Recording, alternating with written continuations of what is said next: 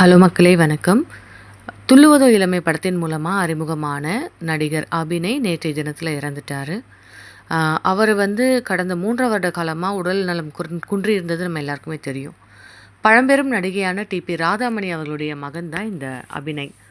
அவருக்கு பார்த்திங்கன்னா 2019 அவருடைய தாயார் தவறினதுக்கு அப்புறமா அவருக்கு என்ன செய்கிறதுன்னு தெரியல. பட வாய்ப்புகளும் குறைவு. விளம்பரம், அப்புறம் துணை நடிகராக சில படங்கள நடிச்சிருக்காரு.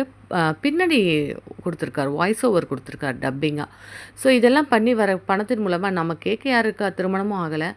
ஸோ அம்மாவும் இல்லை. என்ன பண்ணுறதுன்னு சொல்லிட்டு அவருடைய நண்பர்கள் வட்டாரம் சொன்னதன் பேரில் பார்த்திங்கன்னா, அடிக்கடி வெளிநாடுகளுக்கு கிளம்பி போய் சம்பாதிச்ச பணத்தை செலவு பண்ணிட்டு வந்துருவாராங்க.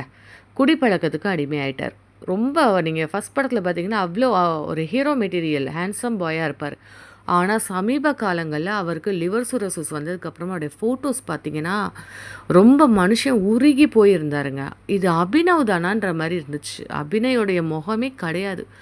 எதுக்கெல்லாம் காரணம் என்ன? குடி. நான் ஒன்று கேட்குறேன், சினிமாவில் வாய்ப்புகள் இல்லைன்னா சின்ன திரையில் இருக்குது, எவ்வளவோ விஷயங்கள் இருக்குது. ஒரு விஷயம் நமக்கு கதவு மூடுச்சுன்னா இன்னொரு கதவு நமக்கு திறக்கும். நம்ம தான் வாய்ப்புகளை தேடி போகணும். சின்ன வேலையோ பெரிய வேலையோங்க, தனக்குன்னு ஒரு வேலையை ஏற்படுத்தி அவர் ஒரு தொழிலில் தன்னை ஈடுபடுத்தியிருந்தார்னா இன்றைக்கி நிச்சயமாக அவர் வாழ்ந்துட்டுருப்பார். அதை அவரே கெடுத்துக்கிட்டார். குடிப்பழக்கத்துக்கு யாரும் அடிமை ஆகாதீங்க. உங்களுக்கு யாருமே இல்லைன்னு நீங்கள் நினைக்கிறீங்க. ஆனால் அவருக்குன்னு ஒரு வாழ்க்கையை அவர் தேர்ந்தெடுத்திருந்தாருன்னா இன்றைக்கி கண்டிப்பாக நல்லா இருந்திருப்பார். ஒரு விஷயங்க, இளமையில் உழைக்கலைன்னா இந்த இளமையிலே முதுமையில் என்ன நடக்குன்றதை நமக்கு காமிச்சிடும். அதுக்கு அபிநய் ஒரு முன்னுதாரணம். ஒரு விஷயம் இந்த உலகத்தில் என்னென்னா, எவ்வளோ பணம் கொடுத்தாலும் ஆரோக்கியம் கிடைக்காது. ஆரோக்கியத்தை நம்ம தான் தேடணும். நம்மளோட உடம்பை நம்ம தான் பார்த்துக்கணும். எனிஹவ், அபிநய் அவர்களுக்கு நமது ஆழ்ந்த இரங்கல்கள்.